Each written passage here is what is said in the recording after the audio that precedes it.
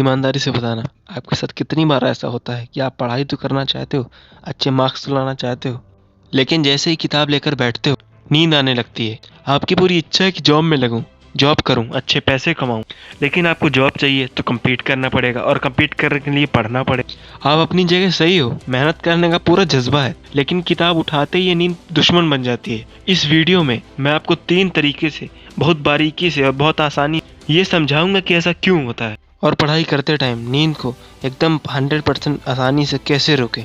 और 100% नींद को रोकने का मतलब ये नहीं है कि आपको 24 घंटे जागे रहना है। हमारा टारगेट सिर्फ इतना है कि जब भी हमारा पढ़ने का मूड हो, मन करे, जब भी हमें पढ़ने की ज़रूरत पड़े, अंदर से आवाज़ आए कि आज मुझे पढ़ना है, उस टाइम पे हमें नींद नहीं आनी चाहिए।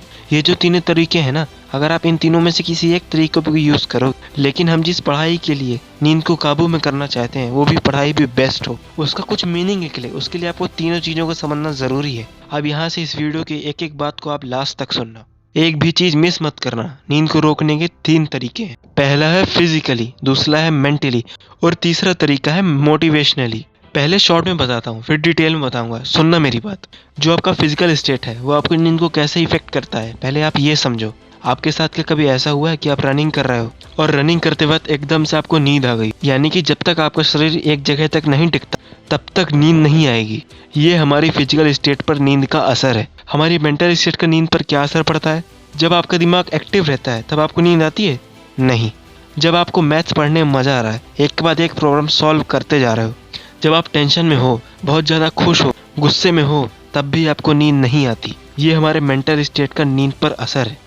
मोटिवेशनली इफेक्ट पर हमारी नींद पर क्या मतलब है? मोटिवेशन वो चीज़ है जो किसी भी बंदे से वो चीज़ करवा सकती है जो चीज़ नॉर्मल कंडीशन में उस बंदे के लिए पॉसिबल ना हो। अब मैं आपको ये बताऊंगा कि पढ़ाई करते समय फिजिकली, मेंटली और मोटिवेशनली, इन तीनों से न केवल आप नींद से छुटकारा पा सकते हो, बल्कि आपकी पढ़ाई का मीनिंग भी निकलेगा। तो जब भी आपको नींद है तो सबसे पहले ये चेक करो कि आप अगर आप 14 से 18 साल के बीच हो और आप एकदम फिट हो, तो क्या आपने मिनिमम 7 से 8 घंटों की नींद ली है?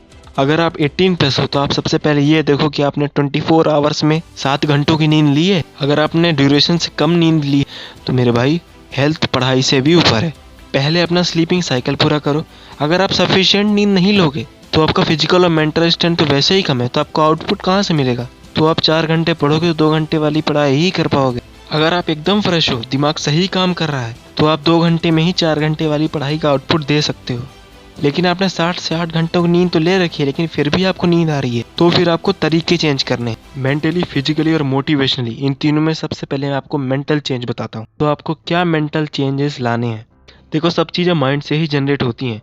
मन के जीते जीत है, मन की हारे हार। नींद आने का मेंटल रीज़न ये है कि जिस टाइम आप पढ़ाई कर रहे हो, मैक्सिमम चांसेस ये है कि जिस टाइम आप पढ़ाई कर रहे हो उस टाइम आपकी पढ़ाई का मीनिंगफुल टारगेट सेट नहीं है।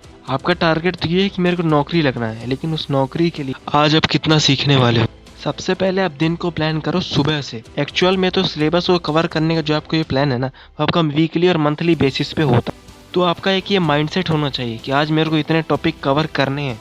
जितने आप कवर कर सकते हो और जितनी आपकी कैपेबिलिटी है, उससे ना तो बहुत कम और ना तो बहुत ज़्यादा, वही आपको प्लान करना है। उसके हिसाब से ही आपको उस दिन का टारगेट सेट करना है।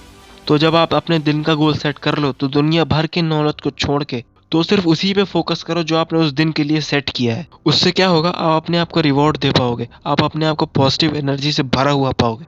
जब आपके पास टारगेट होता है ना, तो आप अपने आप को पॉजिटिव एनर्जी से भरा हुआ पाते हो। मुझे ये बताओ, जब आपके पेरेंट्स आपको बोलते हैं कि बेटा आप 90% मार्क्स लाओ तो आपको स्कूटी ला के देंगे, तो मन में कितना जोश आता है? आता है कि नहीं? क्योंकि आपके पास एक टारगेट होता है कि मैं इतने मार्क्स लाया तो मुझे स्कूटी मिल जाएगी। क्योंकि जब आपको रिवॉर्ड मिलता है ना, तो उस काम को करने में मज़ा आता है, और जिस काम में मज़ा आता है ना, उस चीज़ को करने में कभी नींद नहीं आती। यही सीक्रेट है मेंटली नींद को कंट्रोल करने का।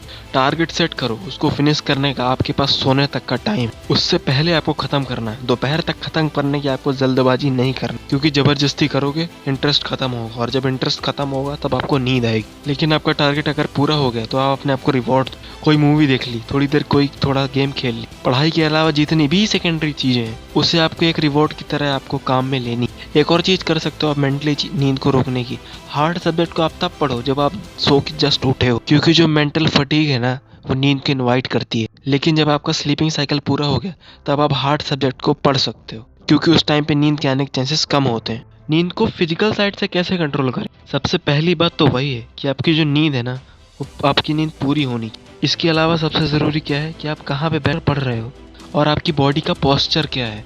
इस चीज़ का बहुत असर पड़ता है। अगर आपके रूम में सफिशिएंट लाइट नहीं है, सफिशिएंट फ्रेश एयर नहीं आ रही, तो ये दोनों चीज़ें ही नींद को इन्वाइट करती हैं। इसके अलावा बहुत बड़ी गलती जो हम लोग करते हैं, अपने चेहरे को हाथ से सपोर्ट देकर पढ़ते हैं, तो आपकी जो बॉडी है ना वो कंफर्टेबल बन जाएगी, तो आपका सोने का मन करेगा। अगर आप अपने चेहरे को हाथ के सपोर्ट देकर पढ़ते हो, आपको एकदम रिलैक्स फिजिकल स्टेट में रहकर पढ़ाई करनी। लेकिन ऐसा भी नहीं होना चाहिए कि आपको बिस्तर में लेट कर पढ़ाई कर रहे हो।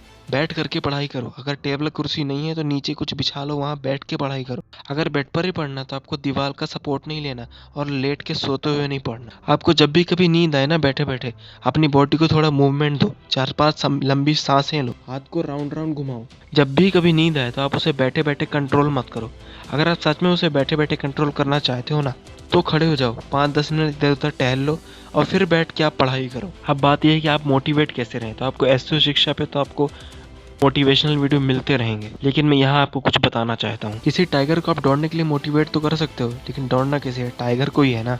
मैं आपको कितना ही मोटिवेट कर दूँ, लेकिन आपकी जगह में पढ़ाई करने तो नहीं आ सकता ना। इस बात का बहुत बड़ा मतलब निकलता है रिस्पॉन्सिबिलिटी। आपको ये समझना है कि जो भी पढ़ाई आप कर रहे हो, ये कंपल्शन है कि आपको अपना काम खुद ही करना पड़ेगा।